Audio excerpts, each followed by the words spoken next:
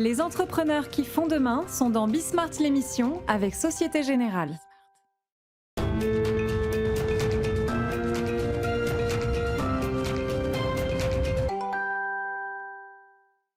Salut à tous, c'est Bismart. On est de retour, une nouvelle heure de débat. On va essayer de faire en sorte, mais vous allez voir, il n'y a pas de problème, qu'elle soit un tout petit peu moins déprimante que celle d'hier, parce que je vous raconterai, on a fait, pour le coup, je suis sorti déprimé de celle d'hier. Donc là, on va raconter, à la limite, re-raconter des histoires de business.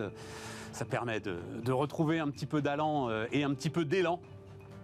Donc on va faire ça. J'ai des questions, j'ai des entrepreneurs autour de la table et donc j'ai des questions quand même à poser, notamment sur le comportement d'Elon Musk. Franchement, ça m'échappe totalement ce qu'il est en train de faire, et puis même son comportement en fait d'une manière. C'est pas la stratégie, le sujet, c'est le comportement, mais on va parler de ça. Et puis quand même un certain nombre de sujets de fond qui nous accompagnent. Tiens, le dynamisme de l'emploi par exemple. On avait le record de recrutement des cadres et on a hier l'INSEE nous a donné ce qui reste au troisième trimestre, un très très bon dynamisme quand même pour l'emploi en France. C'est parti, c'est Bismart.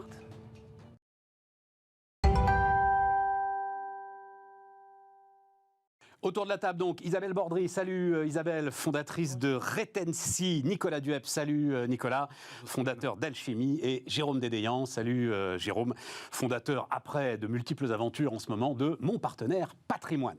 Oui, non, mais parce qu'hier, en fait, c'est ce sujet, c'est-à-dire quand tu démarres sur un sujet, quel cap pour Emmanuel Macron, si tu te dis, comment est-ce que tu sors, tu vois, du marasme, quelques fils que tu tires, tu te retrouves pas au mieux.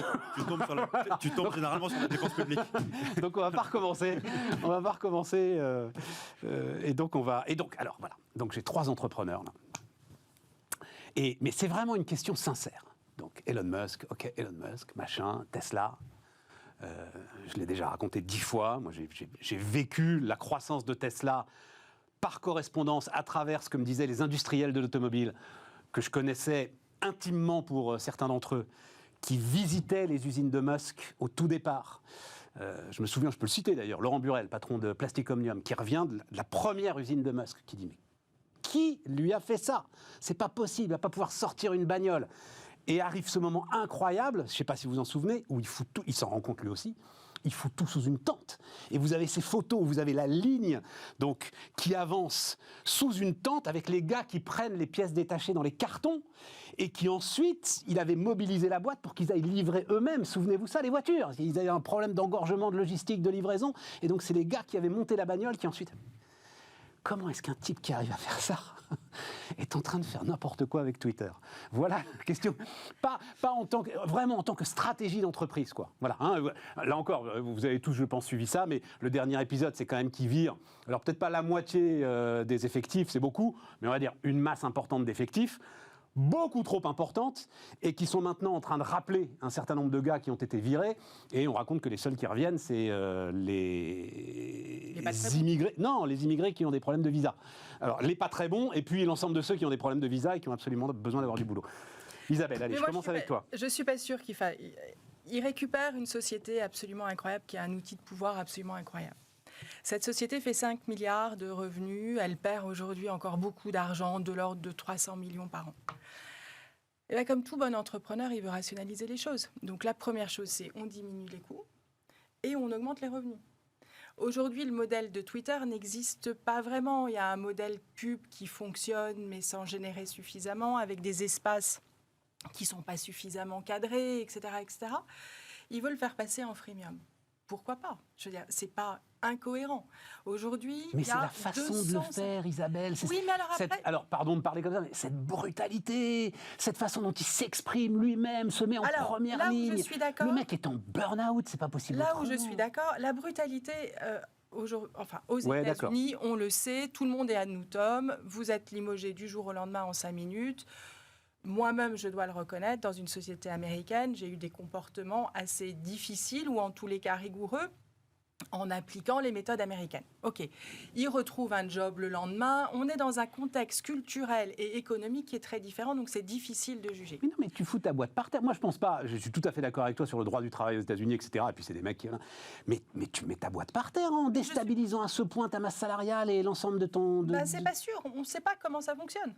On n'en sait rien. On ne sait pas ce que font ces gens-là. Est-ce que c'est des gens qui s'occupent de l'architecture du site? Il y en a. Moi, ce que je lis partout, c'est qu'il y en a. Et que l'architecture de Twitter, mais ça, tu le sais mieux que moi, c'est pas non plus... Enfin, Oui. ça reste complexe, quoi. Il y a un peu de code. Oui, voilà, il y a un peu de code. Très bien. Mais je pense que Elon Musk est un très bon ingénieur et il vient de l'univers du code. C'est Et vrai. donc, je pense qu'il doit prendre des raisons raisonnables. Moi, je pense que là où, effectivement, il y a un sujet, c'est sur le fait qu'il se mette en scène. Sur le fait qu'il a acheté un outil de pouvoir absolument incroyable, qu'il y ait des suspicions qu'il discute avec Poutine, qu'en parallèle, il se mette en scène et qu'il pousse des idées, ou en tous les cas, il valorise des idées auprès de 200 millions de personnes qui sont les utilisateurs de Twitter. Et ça, je pense que c'est un sujet. Que Dassault rachète un média, qui soit dans le Figaro, que Bouygues rachète TF1, à notre petite échelle, ça c'est toujours... Non, je suis d'accord avec c'est toi. ça. Isabelle, Là, ça c'est la un autre sujet dont on difficulté, pourra parler après. Là, c'est c'est vraiment le la fait gestion de de la boîte mettre qui en m'intéresse. C'est la gestion de la boîte. Je pense qu'aujourd'hui, c'est beaucoup trop tôt pour déterminer s'il a tort ou pas. D'accord. Et qu'on le verra dans les 2-3 prochains trimestres, pour voir si effectivement les lignes ont bougé ou pas. D'accord. Ouais. Jérôme? Je pense que le gars est hors norme, ça c'est le moins qu'on puisse dire, et il est d'une certaine manière un peu fou. Il est, tu vois, on a l'impression, il donne l'impression de ne pas se contrôler. Voilà. Et c'est toujours compliqué pour un entrepreneur de voir un autre entrepreneur, alors à une échelle infinie. Oui, mais ça m'intéresse, non, parce que c'est pareil quand même. Tu as l'impression qu'il dérape. Ben oui. Voilà. Et tu te dis pourtant, le mec, et, si tu veux, il est à la tête d'un tel empire, il a un tel pouvoir, une telle notoriété, etc., que normalement, il doit être dans le contrôle. Et donc, est-ce qu'il fait exprès? Parce qu'en fait, il s'en fout. Parce que comme il est un peu fou, en fait, son image personnelle, tu vois, il a juste envie d'exister tellement Moi, fort. j'ai l'impression qu'il est en train de casser son entreprise, le truc qu'il a racheté. C'est ça, moi, c'est mon sujet. Est-ce qu'un entrepreneur qui a construit des histoires incroyables peut à un moment, parce que crise d'ego, peut-être pas assez d'échecs, j'en sais rien. Moi, je pense que c'est absolument possible. Je pense que tu peux avoir eu beaucoup de succès retentissant plusieurs fois de suite dans ta vie d'entrepreneur, et puis pécher par excès de confiance, ou tout simplement parce qu'à un moment, tu as raté un virage sur une des boîtes que tu as reprises, en l'occurrence. Voilà. Sur cette affaire de Twitter, moi, je pense qu'il y a un truc qu'il faut bien regarder, c'est que c'est pas comme ces autres boîtes. Cette boîte-là, elle est particulière. Pourquoi elle est particulière? Parce que, comme Isabelle l'a très bien dit, c'est un média, en fait. Et donc, c'est un média, et finalement, son substrat, c'est nous tous. C'est une communauté mondiale de 250 millions de personnes qu'il espère faire monter à 1 milliard, c'est ça son plan. Et il espère qu'il y en a pas mal qui vont payer leur abonnement, alors que payer pour les réseaux sociaux, ça s'est jamais bien passé dans l'histoire des réseaux sociaux. Quand tu veux faire payer les gens, ça marche pas. Et donc, en fait, lui, il est vraiment dans sa logique d'ingénieur, un peu comme était Steve Jobs. Il aime bien prendre un usage et puis le démonter complètement pour le simplifier à l'extrême et complètement changer le modèle et la proposition de service et l'améliorer. Bon. Il a très bien réussi à faire ça à plein d'endroits. C'est ce qu'il fait même sur The Boring Company avec ses tunneliers, etc. Il a de bonnes chances d'y arriver, quoi. Il recrute les meilleurs, les ingénieurs, etc. Twitter, c'est autre chose. C'est un réseau social, il y a une communauté mondiale, il y a des attentes de la communauté. Et donc, le traiter comme tu traiterais un objet industriel de production. Non, mais même pour un objet industriel de production, je continue à dire. Qui suis-je pour en parler? Parce que je ne suis pas Elon Musk. Qui tu es pour en parler? Tu es un entrepreneur. Tu es un entrepreneur qui a monté au moins 2 boîtes, du moins celles que je connais. Ouais, mais c'est pas et où tu te dis, si je vire comme ça en 3 jours, c'est pas, encore une fois, c'est pas la question de la brutalité vis-à-vis du code du travail. Ça, on est aux États-Unis, aucun problème. C'est sur le fonctionnement de la boîte. Mais Nicolas, vas-y, dis-moi ce que tu penses. Un peu dans la technologie et les médias, d'ailleurs, Nicolas. Moi, j'ai une première question sur le contexte, c'est est-ce qu'il a vraiment envie d'être là? Parce qu'il se retrouve quand même à la tête de Twitter, mais il n'est pas... contraint et forcé. Contraint et forcé, enfin, on peut refaire toute l'histoire, mais enfin, il a quand même racheté des actions, spéculé un peu sur le titre, derrière, il se retrouvait avec la SEC... Non, et puis, pour raconter très clairement, il a fait une promesse, on va dire, il a fait une promesse d'achat, et la justice l'oblige... Voilà, parce qu'avant, il avait un peu joué sur le titre. Au bout du bout, à acheter ce truc. Avec déjà le comportement de se mettre en scène, je vais libérer l'oiseau, et ainsi de suite. Donc, en fait, il a toujours joué avec sa provocation, ses marchés, etc. Donc, il se retrouve... puisqu'il a essayé de sortir de sa proposition, finalement en possession d'une boîte qu'il avait envie d'acheter, mais qu'il n'a plus vraiment envie d'acheter pour avec les histoires de bots, etc. Puis entre-temps, il a peut-être compris plein d'autres choses. Enfin, on ne sait pas, on n'est pas dans sa tête. Mais donc, du coup, quitte à y aller, il se retrouve maintenant dos au mur. Et probablement que c'est cette situation où dos au mur, il a pas vraiment été dans cette situation dans tous ses parcours professionnels. Et l'unique, tu l'as décrit avant, c'est quand avec Tesla, on lui a dit tu ne livreras pas tes voitures. Il n'a pas été non plus très tendre avec ses équipes. Les gars ont... Ouais, mais les mecs, ils sont allés, quoi. Comment ? Oui, ils sont allés. Mais donc, c'est sa méthode. T'entraînes, tu rentres pas. Donc là, il est quand même... Attends, il est rentré dans l'entreprise avec un évier. Voilà, donc... Mais qu'est-ce que t'envoies comme message à l'ensemble des gars qui bossent, bon ou mauvais ? Tu rentres avec un évier. Voilà, donc après c'est sa méthode. Sa méthode a marché sur les voitures. Pourquoi elle ne marcherait pas sur Twitter, en tous les cas pour le moment C'est pas la même méthode avec les voitures, Nicolas. Avec les voitures, il fait corps avec son équipe. Il l'a raconté d'ailleurs. Il dort par terre. Et là, c'est les gars de Tesla qui débarquent chez Twitter. Là. Oui, mais il dort par terre. Pourquoi est-ce qu'il dort par terre ? Pour montrer qu'on est tous dans le même bateau. Ouais. Tu rentres pas avec un évier pour montrer je vais faire le ménage quand même.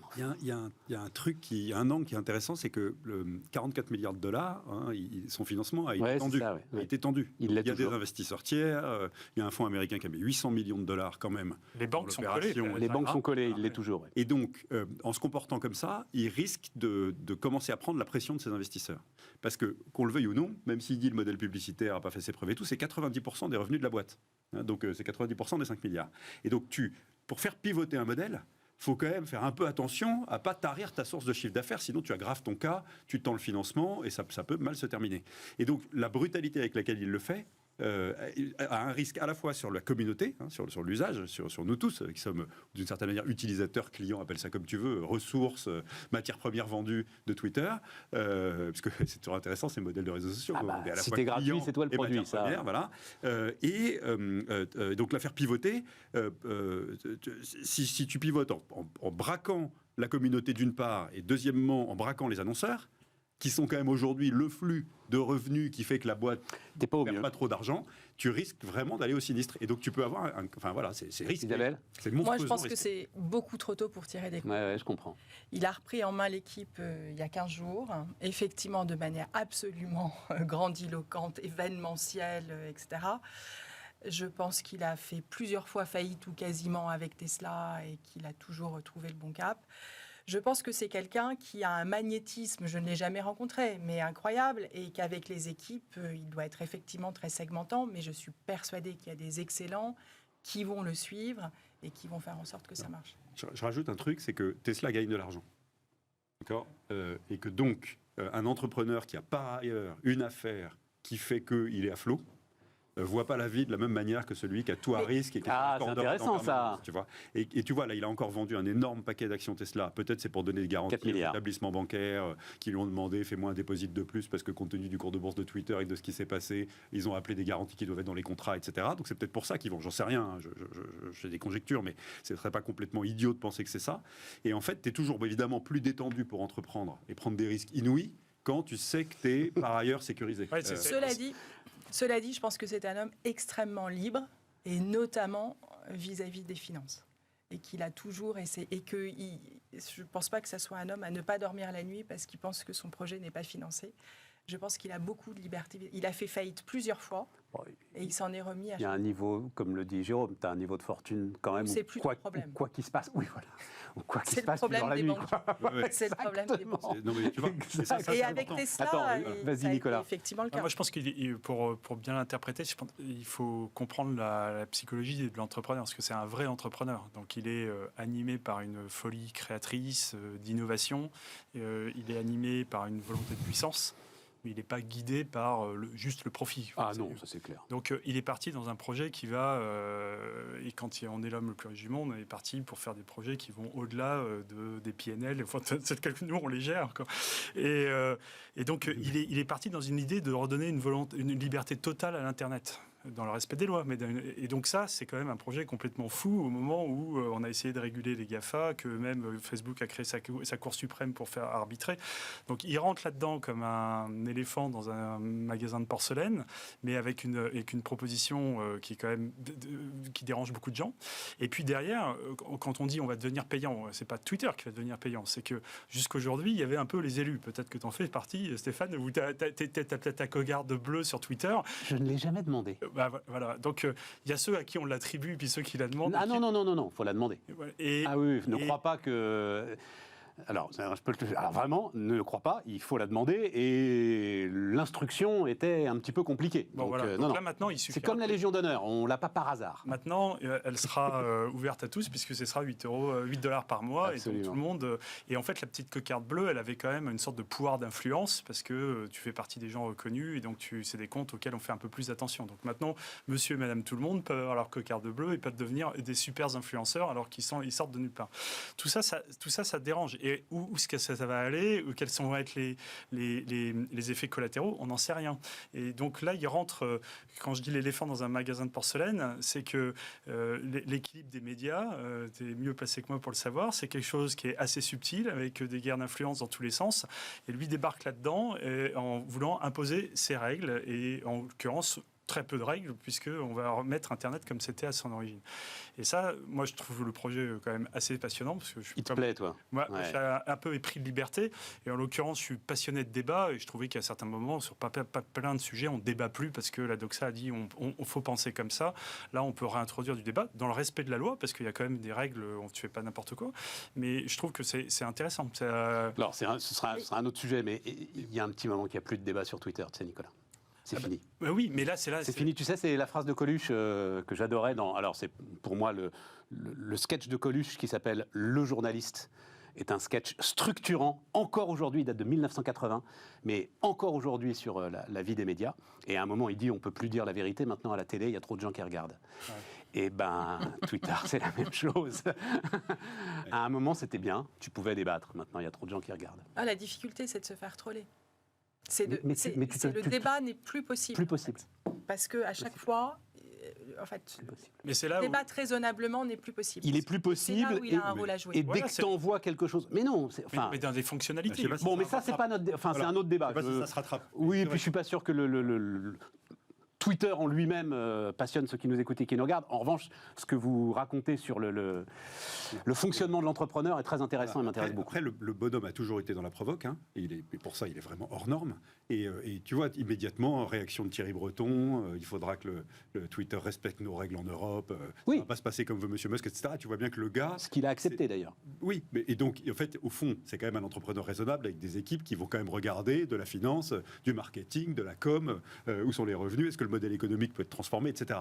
Mais tu as toujours l'impression qu'il est soit il joue de façon méthodique. Je ne sais pas si c'est... et moi, je pense que à ce niveau-là, c'est pas possible que ce soit pas un calcul maîtrisé. C'est ça qui est dingue. Je pense que... Voilà. Vas-y, Isabelle. Je pense que la clé, ça va être les personnes qui vont l'entourer dans les prochaines semaines. C'est-à-dire s'il a la capacité, parce qu'il n'est pas un directeur de médias, c'est pas vrai. Il l'a jamais été et on ne s'instaure pas en 48 heures directeur de médias. Donc c'est sa capacité à attirer auprès de lui une équipe qui va véritablement mettre en musique sa stratégie. Attends, parce que j'ai d'autres sujets. Oui, mais alors, parce que dans la foulée, moi j'aimerais bien aussi, Isabelle, le metaverse bashing, j'ai pas trouvé d'autre mot, c'est la façon dont depuis, 2 mois, le news flow s'est complètement inversé sur le métaverse. J'ai lu un papier passionnant dans l'Opinion. Le titre, c'est « Il doit y avoir quand même des moyens plus intelligents de perdre 800 milliards de dollars », parce que c'est ça que Zuckerberg a perdu. Comment t'expliques ça? C'est la vie de la technologie. Je rappelle que tu as dirigé Yahoo en France, que tu as baigné là-dedans pendant des années et des années. Je pense qu'il y a eu si Zuckerberg avait racheté TikTok, ou lancé TikTok, il y a 5 ou 6 ans, est-ce qu'il se serait intéressé au métaverse de la même manière? Oui, c'est ça. Je pense que tout le sujet de Facebook aujourd'hui, c'est sa capacité à se réinventer. Et donc, tout d'un coup, le métaverse est devenu pour Zuckerberg le moyen de réinventer sa structure, de réorganiser sa stratégie, etc., etc. Il a dépensé 10 milliards l'année dernière.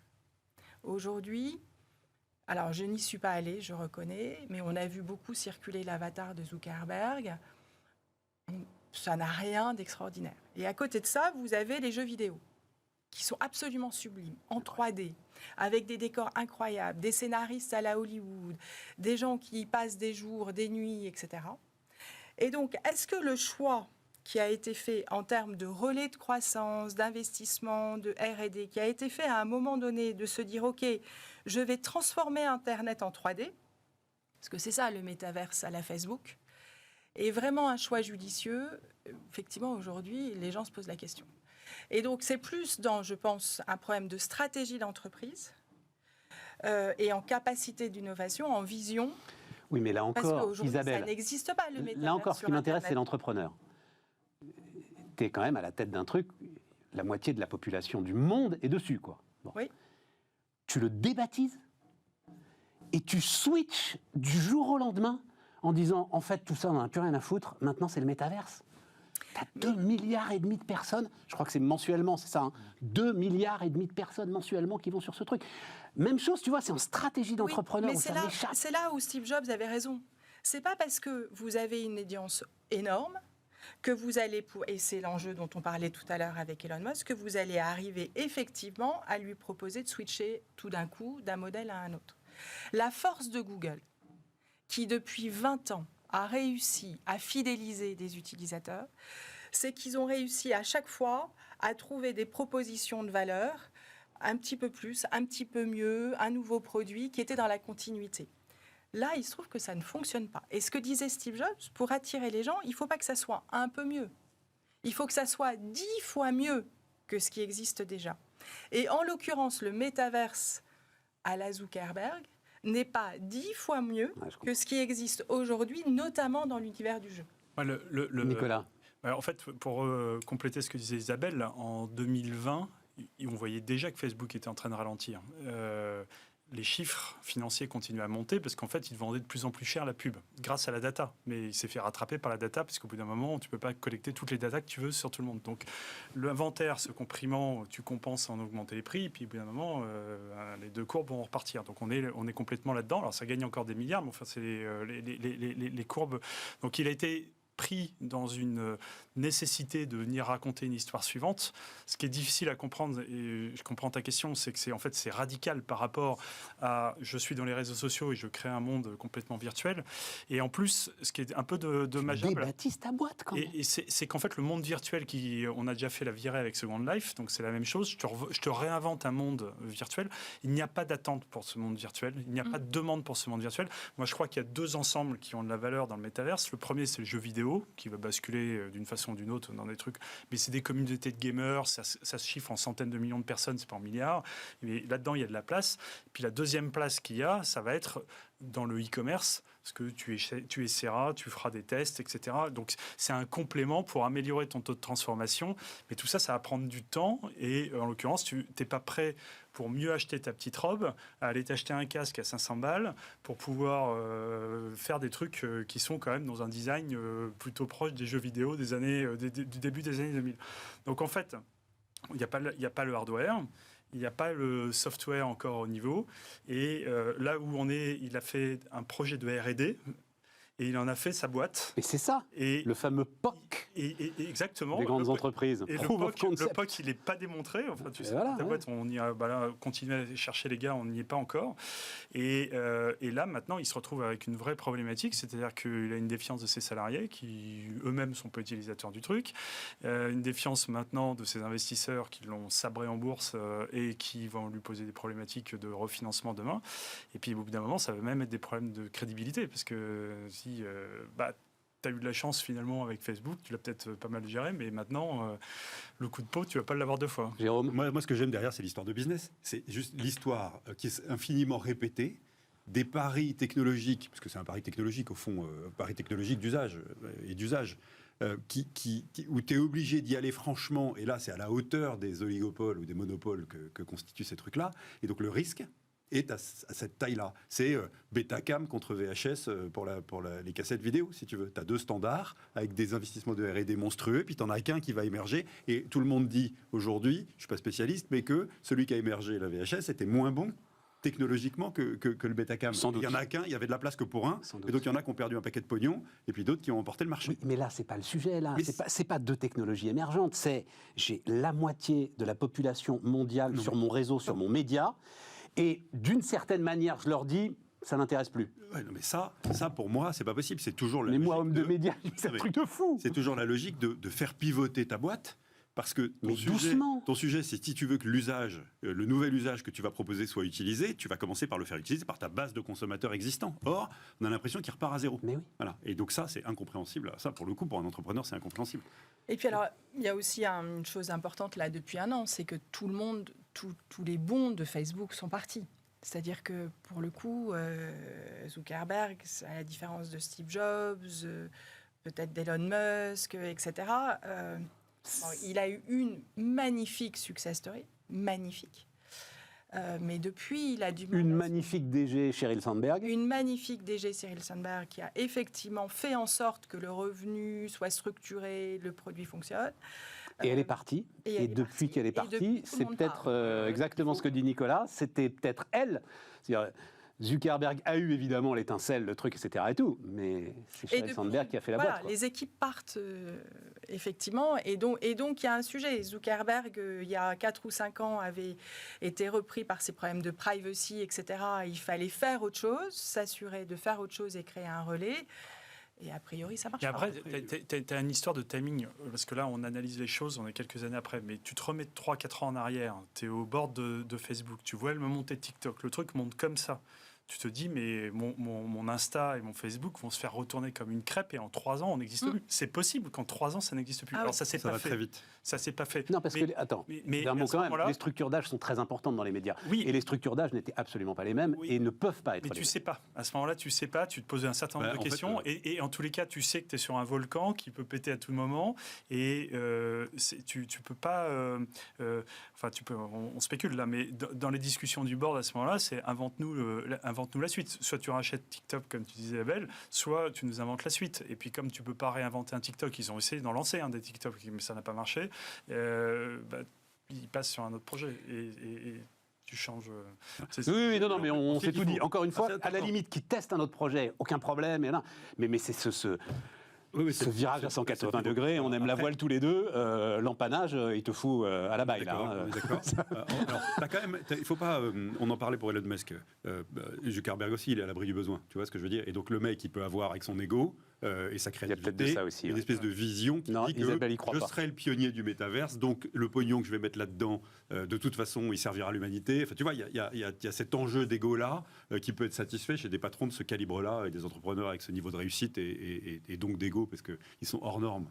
Voilà. Après, là où moi je fais pas le match, c'est qu'ils ont quand même des actionnaires, des financiers, et que je comprends pas comment des actionnaires ou des financiers peuvent accepter que le mec puisse faire une sortie de route comme ça. Je crois qu'il a tous les pouvoirs.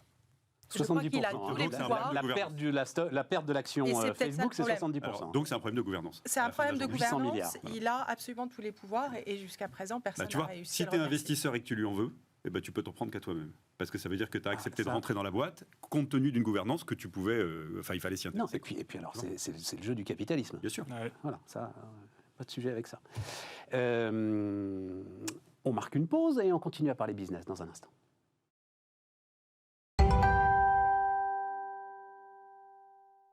On repart. Encore un élément business. Et puis alors, Isabelle, visiblement, alors c'est une histoire, moi, que j'ai racontée. Donc, pour le coup, ça m'intéresse beaucoup. L'histoire de la start-up britannique Med.com. Révolution sur la façon dont on allait... designer, concevoir, fabriquer et vendre des meubles. Globalement, c'est ça. Ça a été l'une des méga stories en Grande-Bretagne, donc c'est une boîte britannique de la Startup Nation, et donc là elle s'est effondrée, ça y est, elle est en faillite, c'est fini. Il y a d'ailleurs des collectifs de clients qui aimeraient bien au moins récupérer soit leur pognon, soit leurs meubles. Et ce qui est intéressant, mais je parle sous ton contrôle, Isabelle, c'est que c'est peut-être la fin d'un modèle. C'est-à-dire que Med.com, en fait, agrégeait des designers d'un côté, des fabricants de l'autre, et au moment où les chaînes logistiques sont totalement fracturées, ce modèle-là ne marche plus parce que tu n'es plus jamais prioritaire notamment dans la livraison des industriels. Comment est-ce que tu regardes le truc? Exactement. Je pense que c'est un modèle de l'avant-Covid et de l'avant-crise énergétique. Et je le dis d'autant plus que en fait, j'avais racheté à la barre du tribunal MyFab, qui a été la première société de Ning Li, qui a fondé Med.com. Ça alors? Et donc MyFab était, et c'est exactement ce qu'a recréé brillamment Ning Li après avoir quitté MyFab parce qu'il avait eu des disputes avec les autres associés, ce qui arrive dans beaucoup de sociétés. Le modèle était le suivant. C'est des objets de décoration, souvent pondéreux, mais très modernes, qui étaient souvent des copies, qui en fait étaient sourcés en Chine. En Chine, avec un réseau de distribution extrêmement complexe, des problèmes de qualité extrêmement complexes, et puis après, vous preniez le bateau avec des containers, etc. Avec un front office, c'est-à-dire un site absolument magnifique, sur lequel était mis en scène l'attente. Et le fait que c'était fait en Chine, ce que maintenant vous avez du mal à imaginer. C'était il y a 10 ans. Ouais. Cette société MyFab est passée de 0, maintenant il y a prescription, je peux le dire, à 12-15 millions d'euros en 1 an et demi. Ils ont rassemblé un tour de table absolument incroyable et ont levé un monceau d'argent. Ils n'ont jamais réussi à mettre la logistique en place. C'est-à-dire qu'il y avait des problèmes de back-office, des problèmes de qualité, des problèmes de droit, parce qu'il y avait beaucoup de copies en Chine, etc., etc. La société est allée au tribunal, je rachète les droits, je rachète les parts et je revends, en fait, je rationalise la société, notamment en Chine. Tu vires la moitié des gars.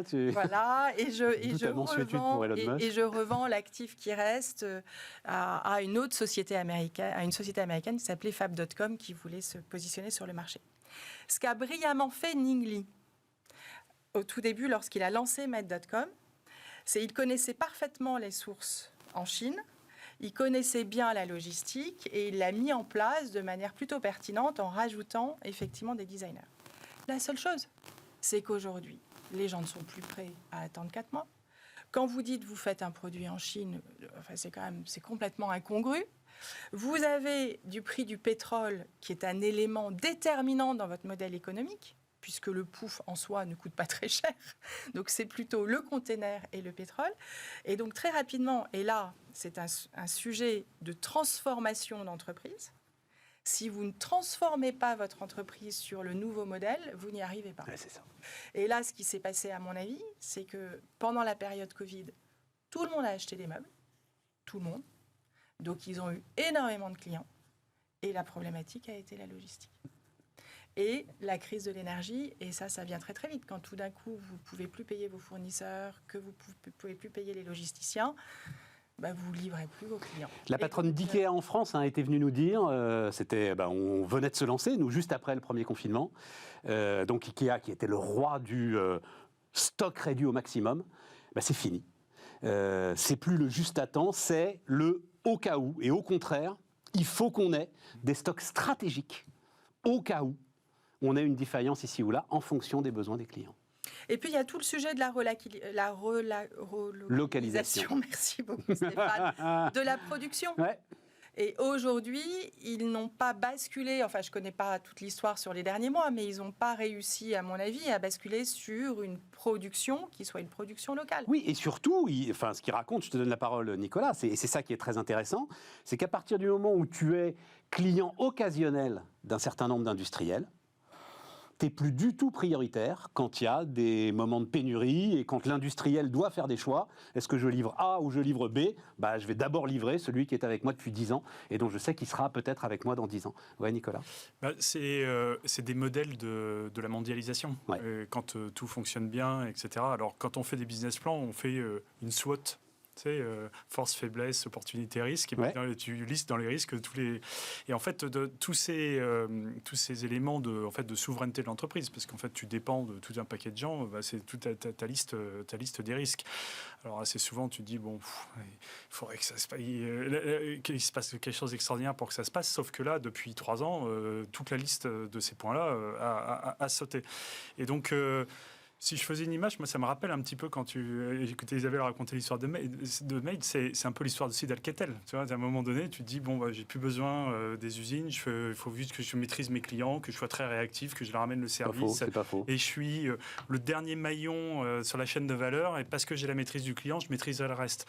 Oui, sauf qu'à un moment donné, il n'est pas dit que Made, à un moment donné, le Chinois invente l'équivalent du Made et tu le ramènes, et indépendamment du non, prix et puis du surtout, pétrole, il te livre pas toi. Il te livre pas toi parce que, j'en sais rien, Habitat Exactement. et lui garantit beaucoup plus de stabilité. Et donc on voit aujourd'hui plein de modèles, plein de boîtes qui sont dans cette ligne de la SWOT, dans le risque de toute ta chaîne de logistique. Quand tu vends des vélos, tu dépends de Shimano qui ne voulait pas vendre ses dérailleurs, donc tu n'avais pas de vélo à vendre malgré des clients, etc. Donc en fait, toute cette liste de risques qu'on a pendant des années considérés comme finalement accessoires, on les écrivait pour plaire aux investisseurs, parce qu'on avait fait l'exercice, mais enfin tout le monde s'en foutait un peu parce que la probabilité que ça arrive était tellement faible qu'on passait outre. Là, d'un seul coup, c'est le sapin de Noël, on les a toutes. Le pétrole qui sera, on l'a. La guerre, on l'a. Les chaînes logistiques, on l'a. La pandémie, on est tous coincés, on l'a. Le port de Shanghai fermé, on l'a. Voilà. Et puis là, maintenant, on a les taux d'intérêt.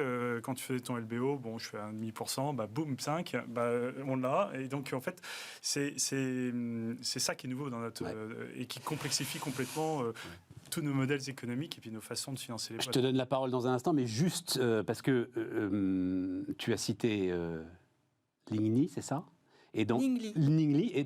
L'entreprise. Oui, mais dans l'histoire Med.com, il y a aussi un serial entrepreneur. Il y a aussi, c'est-à-dire que ça a été fondé avec l'ancien de Last Minute. Voilà, c'est ça, le fondateur de lastminute.com. Jérôme, attends. En fait, moi, ça me rappelle un principe de business que j'aime bien rappeler, qui est qu'une excellente proposition de valeur exécutée de façon médiocre ne vaut rien, alors qu'une proposition de valeur moins bonne, mais qu'on exécute rigoureusement, vaut beaucoup.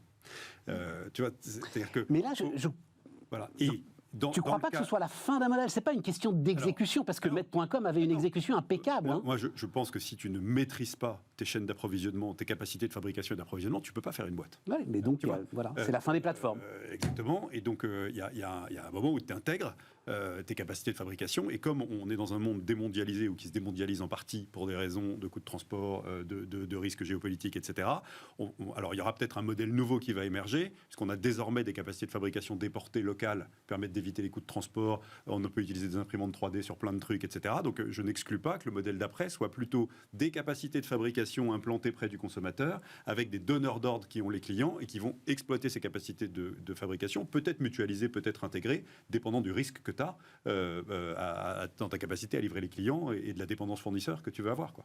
Et je rajouterais, c'est l'agilité de passer d'un modèle à l'autre, qui est absolument clé. Et là, ce qui est... C'est-à-dire l'agilité de passer d'un... l'agilité, en fait, c'est ça, la capacité d'acheter de manière cohérente au bon moment. Ouais. C'est-à-dire que acheter en Chine, alors Ningli est chinois, acheter en Chine, c'est quand même extrêmement compliqué. Et au-delà du fait qu'effectivement les Chinois sont d'excellents commerçants, donc ils négocient extrêmement bien, mais il y a cette capacité à se dire, voilà, je crée des meubles, est-ce que je ne dois pas les faire aussi en Europe du Nord, en Europe de l'Est, etc., etc. Et donc en fonction des évolutions des tendances et des problématiques du prix de l'énergie, etc., c'est cette capacité à avoir une agilité sur les sourcings, ce que tu évoquais tout à l'heure. Bien. Je vais rajouter quand même dans ce cas-là, rapide, il y a un petit coup bulle financière aussi. Il y a un petit coup, tu vois, clignotant avec tous les investisseurs qui sont oui, ça a été, bien sûr, du siècle, etc. Avec enfin, tu vois, quand tu prends le truc froidement, là pour le coup, les facteurs de risque, tu les regardes. Je ne sais pas si tu y vas comme tu y allais en 2000 au moment de la bulle. Je plaide coupable, mais il y a 5 ans, c'était génial. On trouvait tout ça absolument génial. Ah bah oui. Et pour le coup, l'exécution était impeccable. Et c'est ça qui avait fait la force de Med.com. Alors, le front office, l'exécution. Et c'est la même chose pour MyFab, était absolument magnifique. C'est-à-dire que le site était magnifique, les options étaient magnifiques. Mais en fait, ce que les clients ne voyaient pas, c'était le back-office. Et là, clairement, c'est... Il ne faut jamais voir le back-office. Et puis, tiens, ça me permet de rendre hommage. Tiens, je ne sais pas où il en est. Je vais le réinviter à un entrepreneur français formidable qui a fait le Med.com français, mais... comme tu le dis, Isabelle, en fabriquant en France et au maximum, on va dire, en Europe. Et donc, c'est Mobibam. Formidable boîte, j'espère encore. Il y a 1 an et demi, 2 ans que je ne sais plus où il en est. Mais voilà, il y a des histoires parallèles qui se sont montées. Bon, On a fait le tour. On reparlera de retail média. On en a déjà parlé ensemble, Isabelle. Mais c'est vrai que Carrefour qui lance une joint venture avec Publicis sur le retail. Oui, c'est intéressant aussi. Ouais, ça, c'est extraordinairement intéressant. Bon, bah, reparlons-en. Parlons-en, mais ouais, on a vachement envie d'en parler. Voilà. Alors, Non, j'avais envie de faire un peu de politique, mais allons-y. Ouais, c'est pas du tout mon secteur d'activité. Non, mais attends, il faut juste que je donne l'info. Oui. Donc, il y a eu plan stratégique de Carrefour, très intéressant. Vous avez vu dans l'ensemble des déclarations de Bompard, ce qui a été remis à la une, évidemment, ce qui est à la une, c'est le hard discount. C'est l'idée qui va lancer donc en France. Et là où il le peut en Europe, sa marque de super hard discount brésilienne, là, dont je ne connais plus le nom. C'est aussi l'idée qu'au moins 40% des produits vendus, c'est 40% des produits ou 40% de la valeur, je ne sais plus. Allez, on va dire, en tout cas, une masse très importante de produits seront de marque Carrefour. Et puis il y a, alors, ce qui est le truc qui, moi, m'intéresse beaucoup, la création d'une joint venture avec Publicis pour faire ce qui s'appelle du retail média. Ça veut dire que le site de Carrefour, hein, c'est ça, Isabelle, Absolument. devient un média Absolument. sur lequel on va vendre de la pub. Absolument. Mais en fait, le support est nouveau, mais on ne réinvente rien.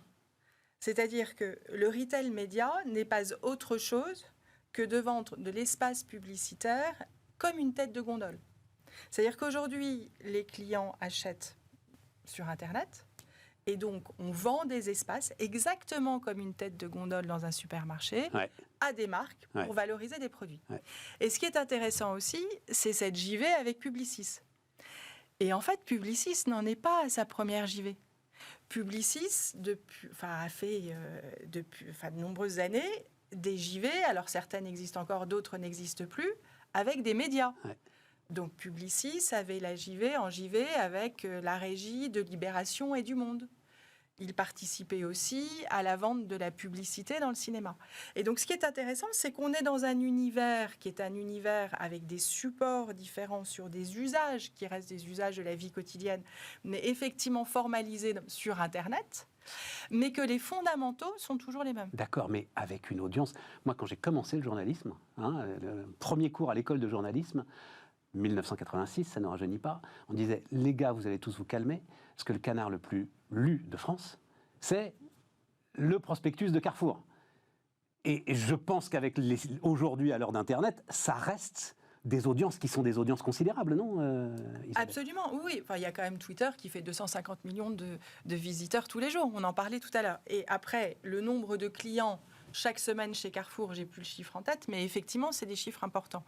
Mais les ressorts sont les mêmes. Ouais, je comprends. Quand vous achetez une tête de gondole sur tous les rayons de tous les Carrefours de France et ou de tous les Carrefours du monde, ça a effectivement un prix et c'est des négociations qui existent depuis que Carrefour existe. Mais ça veut dire, je vous donne la parole, mais juste question rapide, ça veut dire que le retail média reste forcément lié à ce qu'il y a dans le magasin.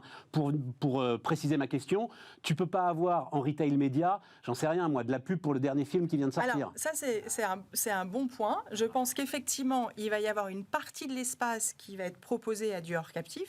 Mais c'est ce que commencent déjà à faire les centres commerciaux. Quand vous entrez dans un centre commercial, vous avez ce qu'on appelle des pop-up stores. C'est vrai. Et vous avez des voitures, et vous avez des sites internet, etc. Et des ventes de coques de smartphones. Et des ventes de coques. Donc en fait, vous avez aujourd'hui les clients, les consommateurs répartissent leur temps entre un univers internet et un univers physique, mais les modèles économiques, finalement, sont toujours un peu les mêmes. Ouais. Vas-y, Jérôme. Moi, ce qui me fascine dans cette affaire-là, c'est qu'en fait, il y a quand même de la donnée client. Tu vois, tu as une donnée client et tu vas exploiter cette donnée client au maximum en la commercialisant. C'est ça que tu fais quand tu vends de la pub ou de l'espace. Et ce qui est... quand tu regardes Amazon à sa propre régie, et donc que Carrefour fasse sa régie me semble absolument légitime. Moi, ce que je trouve très intéressant, c'est l'angle Publicis. Parce que toi, tu es spécialiste, tu es agence de publicité, si tu veux. Tu fais de la réclame, tu vois, c'est ça ton métier historique. Bon. Et puis tu vois des retailers ou des endroits de commerce virtuels ou physiques qui deviennent monstrueux et qui ont, parce qu'ils sont devenus monstrueux, la capacité à devenir une régie. Donc, à te bouffer Bien ton sûr. métier, à te faire disparaître, à développer les savoir-faire et les À te compétences. bouffer ton métier, je sais pas, Non, parce mais- que Non, l'achat mais il y a d'espace, plein c'est un métier, quand même. Oui, il y a plein de choses. Mais ton intérêt, c'est évidemment d'accompagner le mouvement Mais bien sûr. en partenariat, faire valoir les savoir-faire de chacun, etc. Sinon, tu risques de voir ton marché s'atrophier. Et on est quand même en train de parler de 2 poids lourds de la côte. Et donc, c'est extrêmement puissant et remarquable à voir. Tu vois. Nicolas? Moi, je trouve que c'est intéressant que, pour une fois, un groupe français ne cherche pas à faire le truc par lui-même, mais s'associe avec des gens dont c'est le métier. Parce T'as on a fait quand même tellement fois la boulette en France de pouvoir tout faire par soi-même, et en plus sur des métiers nouveaux qui sont toujours un petit peu sexy. Et là, Publicis, c'est bien parce que ça répond à la fois à la dimension internationale et la pluralité du trafic, puisqu'en fait, dans le jargon, on dit monétiser le trafic. Et là, on a du trafic digital, mais il y a le trafic physique aussi de tous les magasins, il y a le trafic des prospectus. Donc c'est du multi-support, du multi-format, et puis Carrefour, c'est une boîte mondiale, donc c'est au Brésil, en France, c'est dans pas mal de trucs. Donc en plus, Publicis est capable de les accompagner mondialement. Et c'est, à mon avis, un nice move, parce que ça va leur faire gagner beaucoup de temps, ou en tous les cas, l'opportunité d'éviter un max de bêtises. Encore un mot, Isabelle? Oui, je pense qu'il y a une chose que ça change, c'est la relation entre la marque de consommation et le distributeur. Jusqu'à présent, c'était la marque conso qui, en général, avait les experts du marketing. Qui avait La marque conso, c'est-à-dire la marque Danone. conso, Danone. L'Oréal, qui mettait en place les études pour comprendre les nouveaux trends et qui allait expliquer ces nouveaux trends aux commerçants. Je comprends. Aujourd'hui, la révolution qui est en train de se passer, c'est que c'est le commerçant qui a la donnée et qui, par l'analyse de cette donnée, va déterminer les nouveaux trends. Donc, ce que je disais tout à l'heure, c'est oui, les espaces sont les mêmes, oui, les JV, c'est les mêmes, parce que Publicis se vendait l'espace de Libération, etc. Maintenant, il va vendre l'espace de Carrefour, très bien. Sauf qu'effectivement, ce qui change, c'est l'accès à la donnée et dans l'univers, justement, de la distribution, le fait que les distributeurs vont devenir des instituts d'études ou, en tous les cas, vont pouvoir vendre à Danone et L'Oréal les nouvelles tendances parce qu'ils les auront en direct dans le panier de la ménagère. Surtout à leur échelle. Déjà en faire le principal concurrent, parce que 40% des marques sont les marques de Carrefour. En plus. Ça, c'est un truc de dingue, ça. Voilà. Tiens, garde, Nicolas, qu'est-ce qui t'intéresse? Parce que là, il nous reste, je me suis fait complètement déborder, mais c'était passionnant. Dividendes. Dividendes salariés, tout ça, ça t'intéresse là? Alors vas-y. je vois le regard qui se ferme un peu là. Non, le sujet rebondit. Donc oui, on en a pas mal parlé hier, l'ensemble des partenaires sociaux autour de la table, etc., y compris la CGT d'ailleurs. Non, mais en fait, moi, tout de suite, c'est déjà le dividende salarié. J'ai un problème avec le mot dividende, parce que le dividende, c'est quand même la rémunération de l'actionnaire qui a pris un risque, qui a pris le risque de tout perdre en investissant dans une société.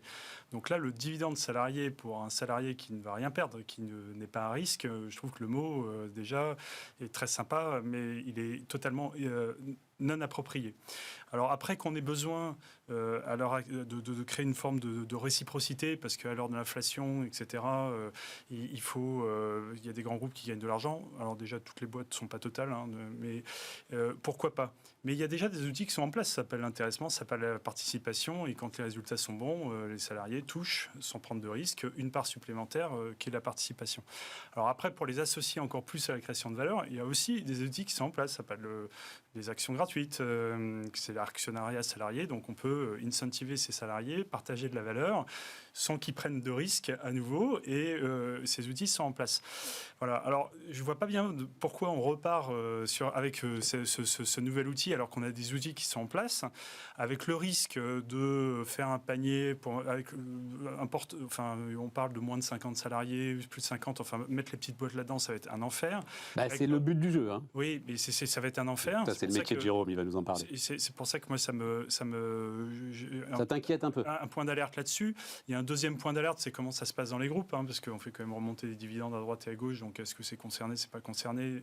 Donc je suis un tout petit peu inquiet par l'effet d'annonce, parce qu'on aime beaucoup les effets d'annonce en ce moment, pour arriver à montrer qu'on prend bien en compte le stress des salariés, le besoin de rémunération, le besoin de partage, qui sont des beaux mots, alors qu'il y a déjà plein de choses qui sont en place. Donc faire un effet d'annonce avec des effets de bord colossaux sur des petites boîtes, sur des groupes et ainsi de suite, pour faire un truc qui est un truc de plus. Et au final, on aimerait plutôt des positions de croissance plus, etc. Mais on aimerait bien plutôt une forme de simplification plutôt qu'un outil en plus.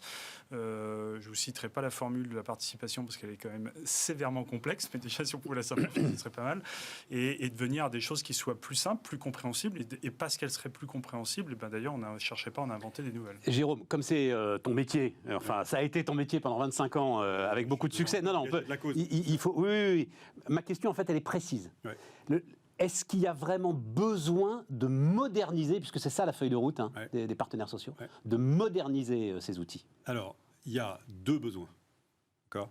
Il y a un besoin de transformer la formule de participation parce qu'elle ne correspond plus à la réalité de la création de valeur des boîtes. Je peux te prouver, compte à l'appui, qu'une boîte qui ne crée pas de valeur économique peut se retrouver à distribuer de la participation et qu'une boîte qui en crée peut se retrouver à ne pas distribuer de participation. D'accord. Donc je ne vais pas rentrer dans le détail technique de la formule, etc.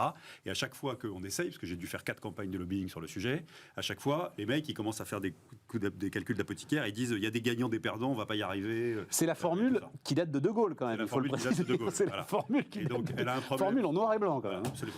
Donc il faut passer à une nouvelle formule qui correspond à la création de valeur économique réelle des boîtes, et ensuite il faut organiser une période de transition. Tu fais ancienne formule cette année, 80% de l'ancienne formule, 20% de la nouvelle l'année prochaine, et puis tu fais la transition comme ça sur 5 ans, et puis les boîtes s'ajusteront, les modèles économiques s'ajusteront, les discussions des accords d'entreprise s'ajusteront. Bon, ça c'est la première chose. La deuxième chose, c'est qu'on a toujours un sujet, en dépit de tous nos efforts depuis toutes ces années, sur le saut quantique de faire passer les TPE et PME à des systèmes de partage de la valeur. Et là, on s'y prend comme des manches.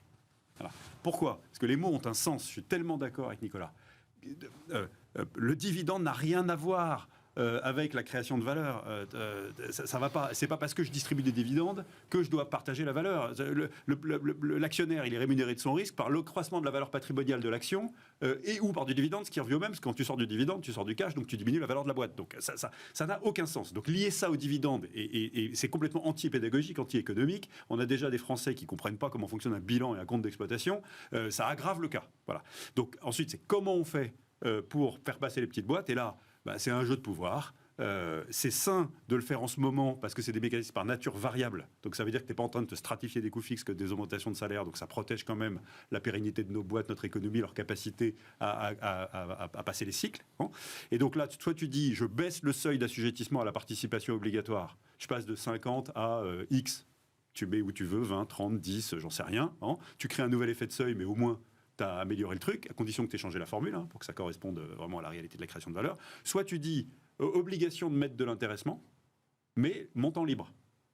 Et là, les boîtes qui ont les moyens, limite, elles vont le faire. Les boîtes qui n'ont pas les moyens, elles ne vont pas le faire. Et puis les patrons qui ont les moyens, puis qui vont regarder leurs salariés en face en disant on gagne de l'argent, je suis obligé de le mettre, mais en fait je vais mettre un truc qui exprès ne distribue pas. Il faut qu'ils assument leur truc de management. Ça, Jérôme, enfin tu le sais mieux que moi, tu les connais les petits patrons.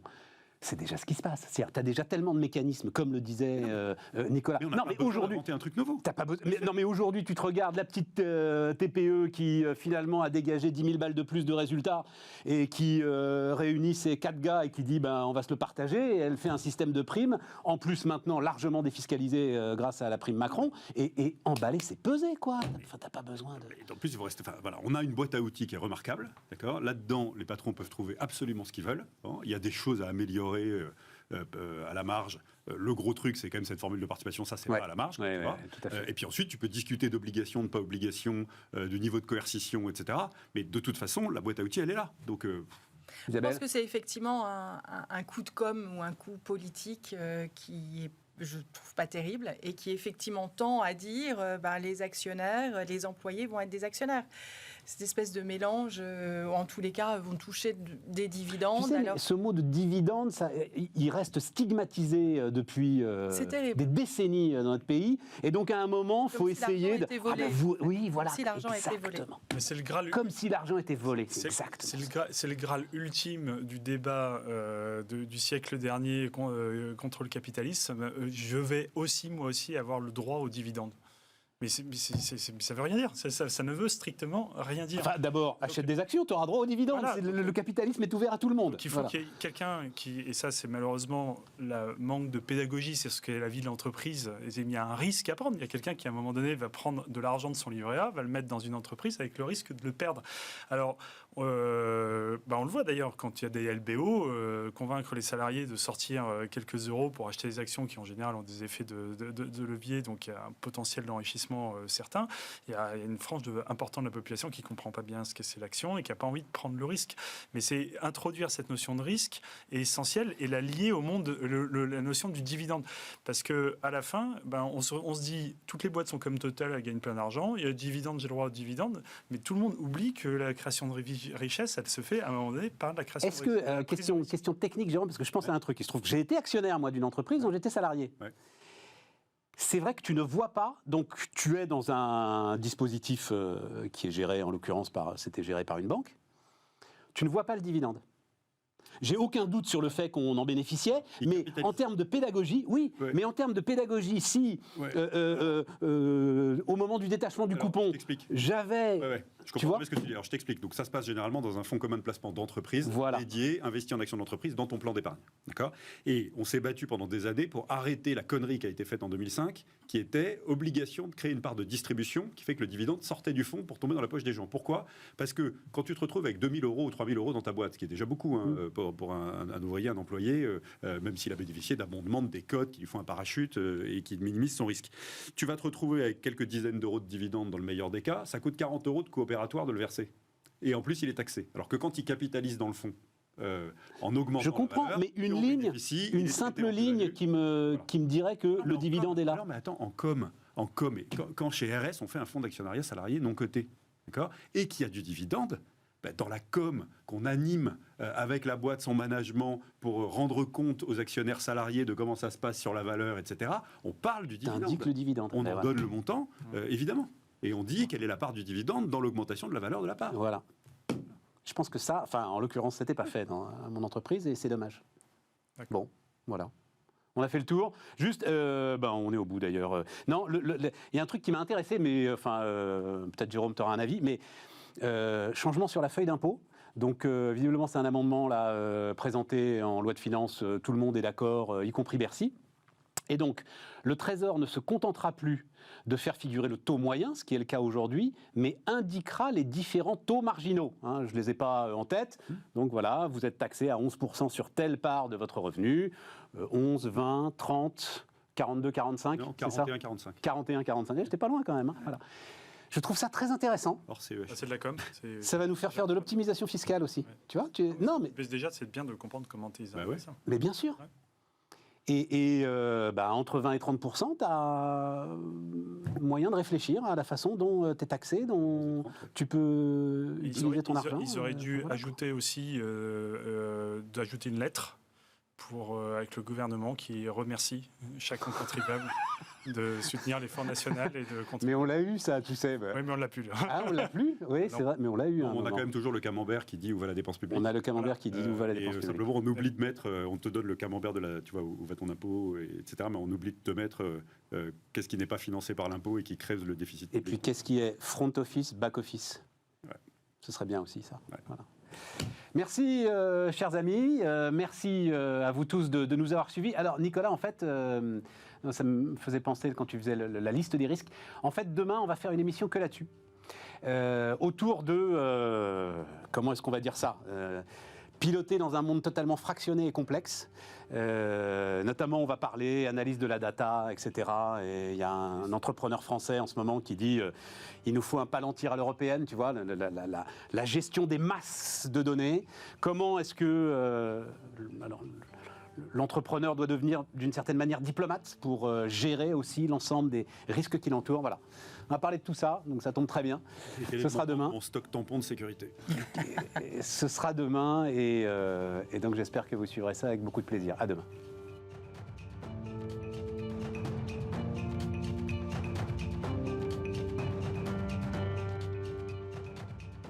Les entrepreneurs qui font demain sont dans Bismart l'émission avec Société Générale.